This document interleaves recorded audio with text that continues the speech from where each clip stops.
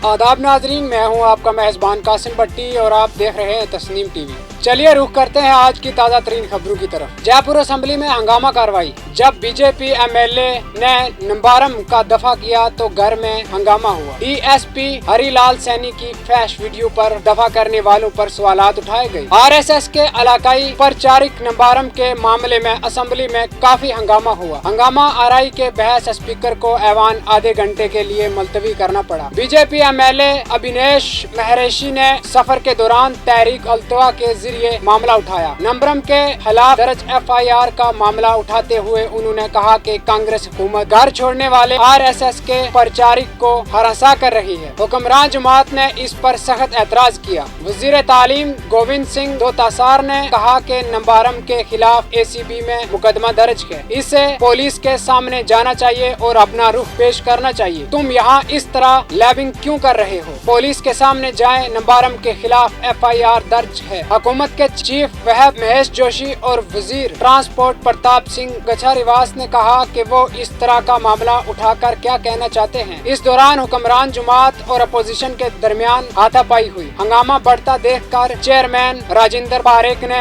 Assembly की कार्रवाई आधे घंटे के लिए मुलतवी कर दी। बाद में जब कार्रवाई दोबारा शुरू हुई तो असेंबली में सुकून था। एसीबी ने बुध को कार्रवाई करते हुए 20,000 रुपए रिश्वत लेते हुए पीडब्ल्यूडी के असिस्टेंट एडमिनिस्ट्रेटिव ऑफिसर को रंगे हाथों गिरफ्तार किया। चित्रम ने ठेकेदार के पुराने बिल अदा करने के लिए 50,000 रुपए रिश्वत मांगी थी। शिकायत कुनिदा की जानिब से पहली किस्त रुपए की अदायगी के लिए एक मुआहदा तय पाया। बुध को कार्रवाई करते हुए एसीबी ने डाक बंगले में वाक़या पीडब्ल्यूडी के दफ्तर में कार्रवाई की। सीकर एसीबी के डीएसपी जे जाकिर अख्तर ने बताया कि शिकायत कुनिदा मोहन लाल जो के पीडब्ल्यूडी का ठेकेदार है, इनके पुराने काम का 45 लाख रुपए का बिल ज़ेर इल्तवा था। इन बिलों को पास करने के लिए असिस्टेंट एडमिनिस्ट्रेटिव ऑफिसर चित्रम ने 82,000 रुपए का मुतालबा किया था। बाद में ये मुआहदा 50,000 रुपए में तय पाया गया। मोहन लाल ने इसके बारे में एसीबी ऑफिस में शिकायत की थी। शिकायत की तस्दीक के बाद चित्रम को 20,000 रुपए रिश्वत लेते हुए रंगे हाथों गिरफ्तार किया गया। अस्करियत पसंदी के इल्जाम में गिरफ्तार जिशान 100% बेकसूर है। पड़ोसियों का दावा। प्रयागराज में करेली थाना इलाके से अस्करियत पसंदी के इल्जाम में गिरफ्तार जिशान कमर को इनके पड़ोसियों ने 100% बेकसूर करार देते हुए इससे फर्जी केस में फंसाने का इल्जाम आयद किया है। यूपीएटीएस इस मामले की छानबीन कर रही है।